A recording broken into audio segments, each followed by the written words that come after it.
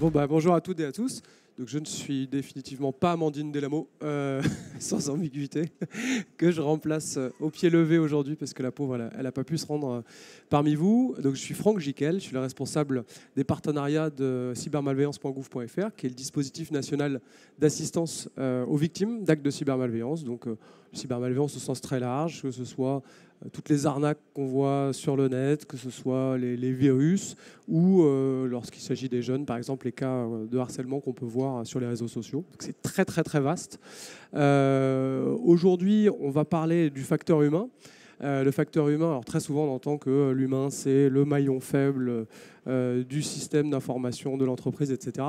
Aujourd'hui, on va essayer de voir le verre plutôt à moitié plein et essayer de savoir comment on en fait justement, à l'inverse, un maillon fort, parce que vous allez voir que chez nous, sur la plateforme, je vais vous parler rapidement du dispositif, parce qu'on est encore méconnu, et c'est normal, c'est un jeune dispositif. Dans ce qu'on observe, on voit que la majeure partie des attaques, finalement, pourrait être parée avec des staffs bien sensibilisés. Alors, c'est là. Alors, deux mots sur cybermalveillance.gouv.fr. Donc, comme je vous disais, c'est un jeune dispositif qui a été lancé il y a maintenant un peu plus de 2 ans, qui a pris la forme d'un groupement d'intérêt public. Donc, le groupement d'intérêt public a cette particularité qui permet de faire travailler en fait à la fois les acteurs publics, les différents ministères que vous voyez au-dessus, et des acteurs du privé, sous 4 collèges qui sont censés représenter tout l'écosystème de notre population, donc à la fois des particuliers, des entreprises et des collectivités territoriales. Donc on va avoir tant, comme je vous disais, des étatiques que des offreurs.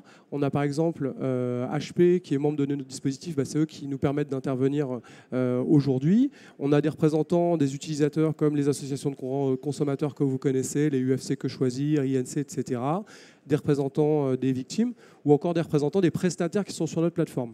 Parce qu'en fait, il y a 3 missions qui nous ont été confiées. Une première mission qui était la mission la plus urgente, qui était une mission d'assistance, parce qu'en fait, concrètement, entre nous, la sécurité informatique, c'est pas très sexy.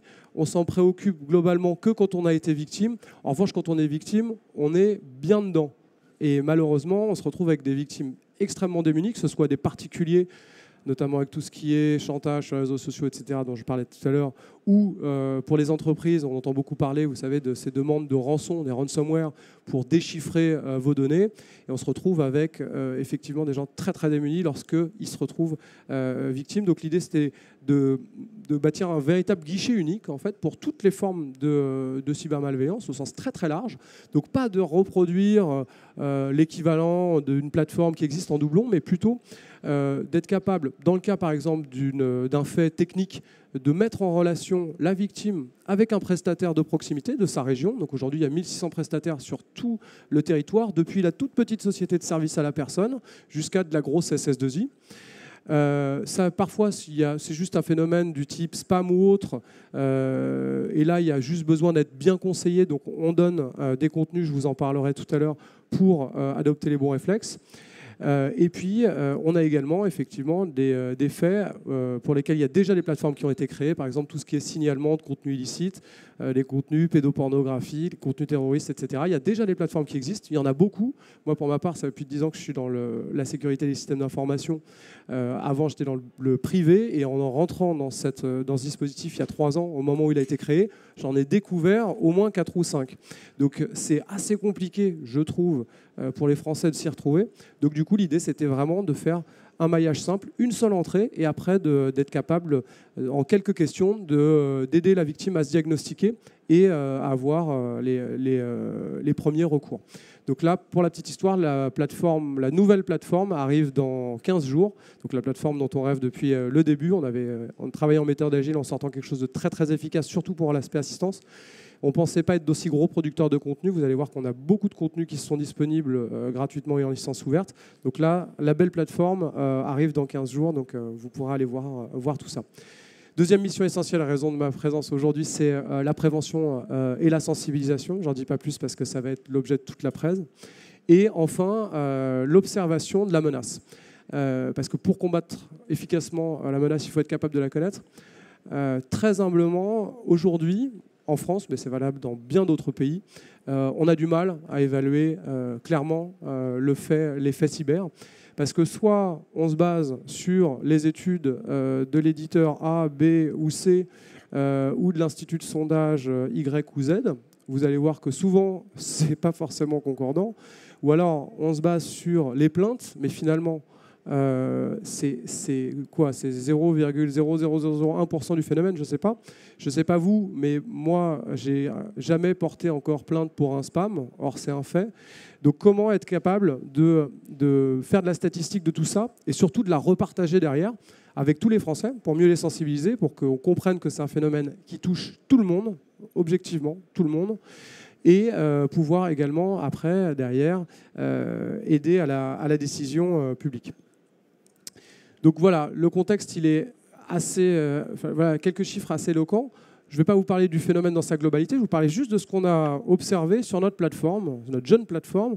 En 2 ans, 120 000 parcours de victimes. Ce n'est pas des connexions, hein, c'est vraiment des victimes qui vont faire des parcours, qui vont jusqu'à de la rémédiation avec des prestataires pour se faire assister, dépanner, ou qui par la suite portent plainte.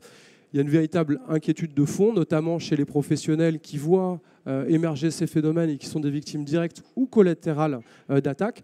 Et ce qui commence, je pense, à jouer en la faveur de la sensibilisation, on est tous, à titre perso, concernés par ce phénomène. Je pense que vous êtes nombreux à avoir reçu la plus grosse des vagues de spam qu'on ait jamais eues à notre connaissance durant l'année passée, avec ces fameux mails où on vous dit vous êtes allé sur un site pornographique, j'ai des vidéos, je vais les diffuser auprès de tout le monde, etc. Auparavant, personne ne s'était trop préoccupé de ce genre de spam qui arrive dans votre boîte, sauf que là, ils sont montés d'un cran. Nos amis hackers, ils ont mis un facteur crédibilisant dans leur mail. Le facteur crédibilisant, c'était pas con du tout, c'était de mettre votre mot de passe. Donc vous recevez ce truc-là. On a même eu des victimes qui n'allaient pas sur des sites porno et n'avaient pas de webcam. Et nous disaient, j'ai ça, mais je suis quand même inquiet parce qu'il a vraiment mon mot de passe. Et ces mots de passe, c'était quoi? C'est tout simplement des mots de passe issus de vieilles bases de données sur le dark web, donc la face cachée du web, pour simplifier, qui sont peut-être même vieux de 10 ans. Sauf que la majorité de la population met le même mot de passe partout et ne le change jamais. Voilà. Pourquoi je vous prends cet exemple-là? Pour vous dire que si on m'explique juste qu'il faut que je change mes mots de passe et qu'ils soient super compliqués, tout ça, ça rentre par une oreille, ça sort par une autre. Éventuellement, si on m'oblige, je vais le faire, mais je ne comprends pas. Si on m'explique ça, si on me montre concrètement que je vais être impacté par ça, là tout de suite, je pense qu'on est tous assez bien câblés pour y réfléchir et essayer de se prémunir. Un dernier mot, le directeur général de l'ANSSI, l'ANSSI c'est l'Agence nationale de sécurité des systèmes d'information, donc c'est l'autorité de référence en France pour tous ces sujets-là. Le directeur général disait il y a quelques jours, il y a 2 types d'entreprises en matière de cyber. Il y a celles qui ont été victimes d'attaques et il y a celles qui ne le savent pas encore. Et je peux vous dire qu'on regarde ce qu'on voit sur notre plateforme, c'est totalement vrai. Alors maintenant, après cette bonne entrée bien anxiogène, on va se détendre un peu, il y a quand même des moyens de se prémunir et d'essayer en tout cas d'être le plus costaud possible. Il y a évidemment le volet technique. Moi, je ne vous en parlerai pas aujourd'hui. Déjà, j'en serais bien incapable. Ensuite, il y a des professionnels qui sont capables de vous accompagner là-dessus. Alors, ce qu'il faut surtout, parce que ça aussi, on le voit beaucoup chez nous, dans les victimes de petits professionnels sur notre plateforme, pas jouer les apprentis sorciers, évidemment. Si on n'est pas certain d'avoir les compétences en interne, il faut se faire accompagner, tout simplement. Pour ceux qui sont déjà plus évolués, suivent les conseils et préconisations de l'agence dont je vous parlais. Et aujourd'hui, voilà, nous, on va s'intéresser à l'autre aspect. Le volet humain, donc créer une charte informatique, la partager et surtout organiser des séances de sensibilisation interne. Et on va essayer de regarder ensemble 5 bonnes pratiques pour faire ça de manière efficace. Alors c'est un peu ce que je vous disais en intro. Pourquoi sensibiliser là sur le sujet de la sécurité numérique, sécurité informatique? C'est parce que nombre des attaques qu'on voit, la majeure partie, en tout cas pour les particuliers, étaient issues vraiment d'un déficit de bon comportement, on va dire, de l'utilisateur, de mauvais paramétrage par l'IT, etc. Donc non seulement en formant, en sensibilisant correctement le staff, on évite ces risques-là, mais surtout, alors là c'est le plus, on peut éventuellement aller jusqu'à en faire des alliés et de vrais détecteurs pour vous d'irrégularités, de comportements curieux, de mails particuliers, etc. et d'anticiper du coup la menace. En revanche, tout ça, ça fonctionne si on sensibilise tout le monde. Donc, ne pas se dire que bon, bah, le stagiaire, il est que de passage, et ne pas se dire à l'inverse que de toute façon, le COMEX ne comprendra rien. Il faut vraiment impliquer tout le monde, c'est essentiel. Et surtout, que les uns et les autres comprennent que bâtir le plus balèze des coffres-forts numériques, ça ne sert à rien s'il y a un mec qui laisse les clés dessus. Donc, il faut réussir à adresser les messages à tous les niveaux. Première clé, faire prendre conscience aux utilisateurs des conséquences de leurs actions. Ce que je vous disais tout à l'heure. Il y a des conséquences extrêmement réelles. Alors pour l'entreprise, évidemment, perturbation ou arrêt de l'activité. Je vous parlais tout à l'heure de ces entreprises qui ont toutes leurs données, qui sont chiffrées, à qui on demande une rançon, qui même vont jusqu'à payer la rançon et parfois ne revoient jamais leurs données. S'ils n'ont pas de sauvegarde, c'est fini. Pour certains, s'ils ont des sauvegardes mais qu'ils n'ont jamais fait de test de restauration, on en a eu, ils passent à côté. Donc il y a un vrai risque. La difficulté, même lorsqu'on a une sauvegarde, de revenir à l'état précédent après l'attaque, ça peut prendre plusieurs mois, ça peut coûter énormément de sous et du coup, ça peut être très très compliqué pour des petites structures qui n'ont pas forcément la capacité à continuer une activité en mode dégradé. Bon, évidemment, ça, je pense que ça marche bien pour sensibiliser les dirigeants. Le RGPD aura aidé à ça aussi, la responsabilité juridique qui est engagée lorsqu'il y a des fuites de données personnelles. Les pertes financières, évidemment, et l'impact sur l'image de la structure. Quand vous faites défigurer, défacer la homepage de votre site avec un drapeau au hasard, parce que c'est ce qui était arrivé, de l'État islamique, forcément, ça la fout mal. Donc, c'est important de se préserver de tout ça et surtout d'avoir conscience qu'à l'aide d'une petite faille, d'une petite brèche qu'on ouvre, on arrive à ce genre de conséquences-là. Et celle qui généralement parle vraiment à tous les staffs, y compris ceux qui n'ont pas envie d'entendre parler de technique, c'est les répercussions les plus larges de leurs actes. À savoir que même à titre perso, lorsqu'ils font n'importe quoi, c'est tout leur carnet d'adresses qui sont potentiellement infectés par propagation d'un ransomware, d'un malware quel qu'il soit, les amis, la famille, donc les clients, les prestataires. Rupture de la confiance numérique, ça je pense que c'est quelque chose que comprendront tous les gens qui font du business dans la salle. Sans confiance, il n'y a pas de business. Donc à ce jour, le sujet d'aujourd'hui, c'est plutôt de se prémunir. Ça devient vraiment un avantage concurrentiel, d'être capable d'être sécurisé et de le montrer, et d'être un partenaire de confiance. Demain, ce sera de toute façon une condition sine qua non. Donc autant prendre le train dès maintenant. Et enfin, le scénario catastrophe, mais qui n'est pas digne de science-fiction, qui est de se dire que si demain on a ne serait-ce que 10% de nos toutes petites entreprises qui sont touchées au même moment par une attaque massive, ça devient non plus uniquement une problématique d'enjeu économique, mais une problématique de sécurité pour l'ensemble de la nation. Donc il faut être capable d'être résilient tous ensemble là-dessus, et c'est important que vos utilisateurs aient bien conscience de ça, parce que sinon, toutes les bonnes pratiques que vous allez leur partager, ce ne seront qu'une liste de contraintes sur des sujets qui ne les concernent pas. Et ça amène au deuxième point, comment on implique l'utilisateur. Dans le cadre, du kit de sensibilisation que je vous présenterai tout à l'heure, on a pris le parti, par exemple, de ne pas se restreindre à lui parler des usages en entreprise. Plutôt que de lui parler uniquement des données en entreprise, on lui a parlé d'éviter de perdre les 15 à 20 ans de photos de famille, et a priori, ça fonctionne plutôt pas mal. C'est important aussi que le sujet ne soit pas porté que par l'IT ou que par le RSSI. Les RSSI, il faut se rappeler qu'il y a 15 ans, c'est quand même les mecs qui mangeaient tout seuls à la cantine. C'était les empêcheurs de tourner en rond. Heureusement qu'ils étaient là, heureusement qu'ils sont là. Mais c'est important d'essayer de faire varier aussi les porteurs et d'adapter le niveau de discours à l'appétence, et pas juste la compétence, mais l'appétence pour le sujet. Encore une fois, la sécu, c'est pas très sexy, mais ça concerne le numérique dans tous nos usages perso et pro. Et à moyen terme, voilà, essayer de le rendre acteur. Ceux qui sont le plus enclins à ça, vous pouvez même y mettre un petit peu de gamification, c'est très à la mode. Essayer de remonter les incidents, de les incentiver positivement là-dessus. Et aussi de mettre à l'aise les utilisateurs pour qu'ils n'aient pas peur de remonter leur négligence. Enfin, faire des bêtises, ça arrive. C'est super si déjà ils se rendent compte qu'ils en font et qu'ils vous le signalent après. Donc nous, on n'est pas du tout sur l'approche punitive que certains peuvent avoir, vous l'aurez compris, et on essaye de promouvoir le concept d'hygiène numérique. Voilà. De la même manière qu'on a appris tous à se laver les mains, notamment au travail, et les collègues vous remercient, c'est important de le faire sur le numérique. Au début, on a à y penser, après ça devient un réflexe. Répéter, reformuler, alors ça c'est a priori le truc le plus fatigant en sensibilisation, et finalement ça devient un véritable exercice de style. Quelques conseils comme ça, diversifier les supports, envoyez pas toujours des fiches, vous pouvez faire des BD, vous pouvez faire de la vidéo, vous pouvez voilà, multiplier à la fois les supports, les canaux, faire du mail, faire de l'affichage, faire de l'e-learning, faire du présentiel. Changer le ton des messages aussi, ça c'est extrêmement important. Essayez de ne pas être que dans l'anxiogène ou pas que dans la blague. Faire varier un petit peu tout ça, passer à du didactique et faire varier ce que je disais juste avant, dans ce même esprit, les porteurs. Si vous arrivez à impliquer les RH ou, comme c'était le cas pour un grand équipementier sportif du nord de la France, son comité d'entreprise, j'ai trouvé ça super malin.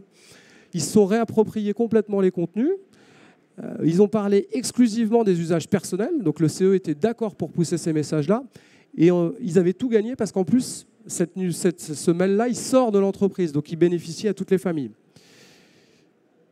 Clé numéro 4, choisir les bons outils, évidemment. Alors, nous, je vous en propose ici parce que ça peut être tous les outils, il y a des boîtes qui sont spécialisées là-dedans, etc. Nous, en tout cas, on a sorti, peu avant l'été dernier, à l'aide de 20 entités parmi nos membres, publics et privés, de tous bords, y compris des néophytes total en cybersécurité qui nous ont permis de nous remettre en question et de nous dire ça je comprends pas. Là, vous avez un volet papier que je vous invite à aller chercher si vous souhaitez sur le site, le stand d'HP. Moi, j'en ai fait livrer pas mal. Il y a plein de choses dedans. L'idée, c'est que c'est vraiment dans l'esprit des règles que j'évoquais avant. Il y a 9 grandes thématiques qui concernent tout le monde. Hein. Donc, il y a mots de passe, les réseaux sociaux, les appareils mobiles, l'hameçonnage, les usages pro-perso, etc. Et chacune de ces thématiques, on les duplique en plusieurs supports. Donc, les grandes fiches avec tous les conseils, les petits mémos, les vidéos, ce que vous n'aurez évidemment pas là, mais que vous avez sur notre site. Et le gros plus, c'est que tout ça, c'est en licence ouverte. Ça veut dire que vous pouvez librement utiliser, repartager, et vous pouvez même nous envoyer un mail sur notre adresse contact@cybermalveillance.gouv.fr, vous la retrouvez sur le site, et on peut vous donner les fichiers sources pour le réapproprier. Par exemple, au code couleur de votre entreprise, vous pouvez même ajouter votre logo. C'est une licence qui est assez large, il suffit de citer les sources. Et vous pouvez même adapter le niveau de discours. Je sais que dans le cas de l'équipementier dont je parlais, il tutoie les salariés, donc ils avaient réadapté les supports. Et voilà. Dernier point, parce qu'il faut être dans les temps, celui qu'on oublie tout le temps, vérifier la bonne compréhension des messages et leur application. Les deux, hein. C'est deux points en un. Parce que sinon, vous avez fait tout ça pour rien. C'est-à-dire que généralement, ça marche dans les 2-3 mois, et puis après, ça part loin. Ou alors, à l'inverse, on a mal compris les messages. Donc, ça vaut le coup, et c'est plutôt agréable de prévoir. Moi, j'aime bien, quand on a le temps de l'organiser, faire des formats physiques où ça échange, où il y a toujours les bons élèves, les moins bons élèves, etc. Mais ça échange. Et ça met les uns et les autres à l'aise. Parce que globalement, s'il y en a un qui n'a pas compris à droite, il y a certainement 2 ou 3 qui n'ont pas bien compris à gauche. Donc, c'est bien de prendre le temps de refaire ça. Et vous pouvez mettre en place des métriques là-dessus pour ceux qui sont en capacité de le faire. C'est un peu plus lourd. En mettant, par exemple, en place une campagne de faux phishing, des quiz ou des choses comme ça. Et ça vous permet de mesurer dans le temps l'évolution de l'application de tout ce que vous avez fait. Sachant que toutes ces règles, on les a développées aussi avec des gens qui n'étaient pas du tout sur les sujets de la cyber. Donc c'est valable pour, je pense, tous les sujets de sensibilisation au sens très large. On est bon pour le timing. Pardon ? Il reste 1 minute si vous avez des questions. Je suis désolé, c'était un peu en mode tracé, mais c'était dense et je voulais que vous ayez quand même tous les éléments, même en 20 minutes. Est-ce que vous avez des questions sur la présentation ou autre chose peut-être liée au dispositif ? Alors, soit je vous ai plombé, soit vous avez tout compris. Je vais retenir la deuxième option. Bon, merci à toutes et à tous. Et puis, n'hésitez pas, encore une fois, à passer chercher le kit si vous voulez le volet papier pour regarder à quoi ça ressemble. juste à côté sur le stand de HP qui est membre du dispositif. Merci.